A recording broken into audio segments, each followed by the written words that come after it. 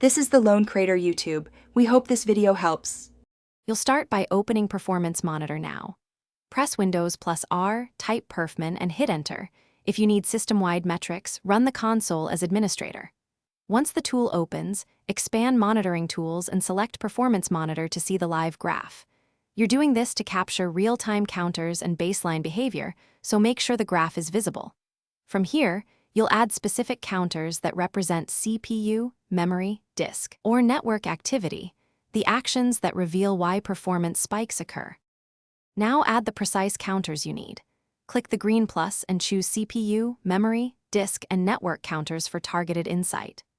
Once added, create a data collector set under Data Collector, sets right arrow user-defined right arrow new. Name it logically and select Performance Counter, Event Trace, or System Configuration as required.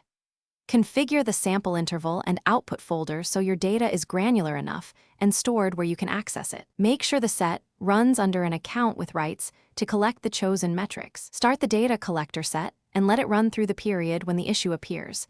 That produces the raw log you'll analyze. Once done, open Reports right arrow saved data to view the generated graphs and export CSV for deeper analysis. Use the summary view to spot peaks and drill down into individual counters. If you don't see data, check admin privileges, confirm the output path exists, and verify the sample interval wasn't set too infrequently.